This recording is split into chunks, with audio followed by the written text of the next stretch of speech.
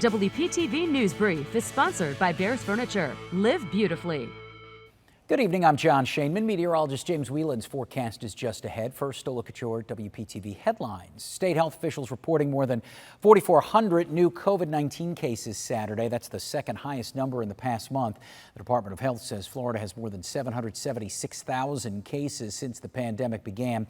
77 new deaths reported, bringing that number to over 16,400. Now, there was good news when it comes to the percent positivity for new cases. That was at 3.66%, one of the lowest rates in the past 30 days. Health experts want to see that number below 5%. Normally, it would be a trip to see the monuments in Washington, D.C., but today in Boynton Beach in Port St. Lucie, more than 100 veterans from World War II, Korea, and Vietnam were honored with a flyby and drive-by event. It was hosted by Southeast Honor Flight in partnership with Christ Fellowship. Usually, the Honor Flight would take veterans to visit and let them reflect at their memorials in our nation's capital, but due to COVID-19, those flights have been pushed to next year.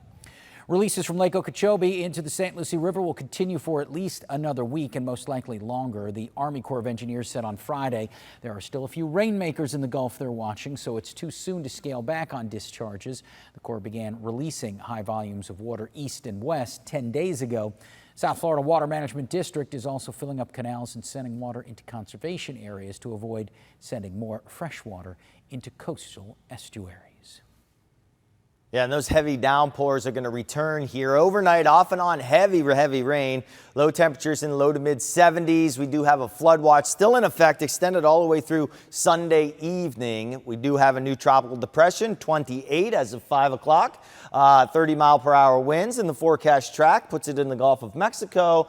Also strengthens it into a hurricane before bringing it right up to Louisiana or possibly even Florida Panhandle here going into the middle of next week.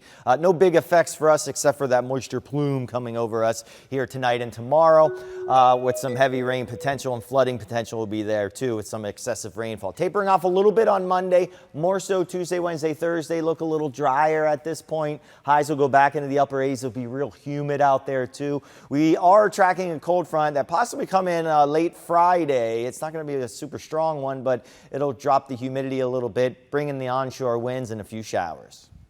Don't forget, for breaking news, make sure you have the free WPTV mobile app loaded on your smartphone. I'm John Shainman. Those are your WPTV headlines.